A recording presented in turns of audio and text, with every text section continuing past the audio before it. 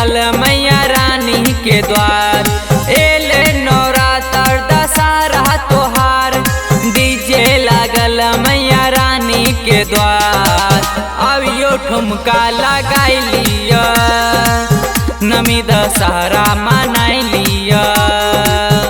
अब यो ठुमका लगा लिया यो भाई, नमी दशहरा मनाई लिया। नमी दशहरा मनाई लिया, नमी दशहरा मनाई लिया।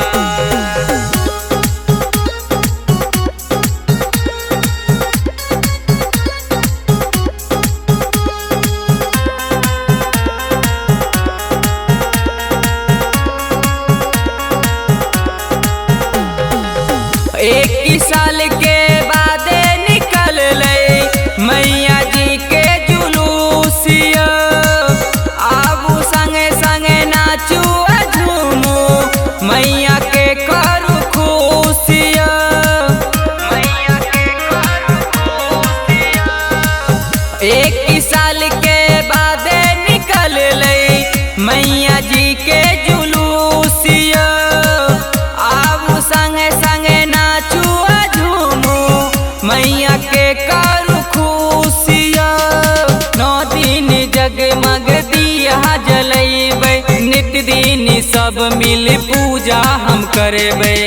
आइयो ठुमका लगाई लिया, नवी दशहरा मनाई लिया।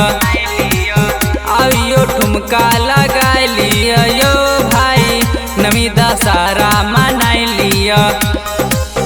नवी दशहरा मनाई लिया, नवी दशहरा मनाई लिया।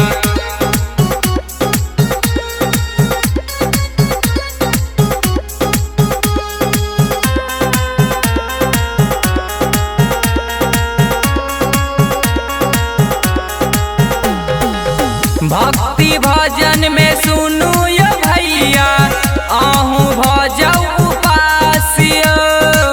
सब लोग मिल के खुशी मनैबै, मैया ने करथिन निराशिया।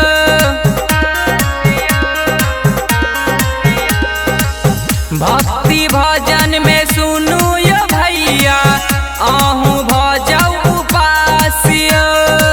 सब लोग मिल के खुशी मनैबै, मैया ने करथिन निराशिया।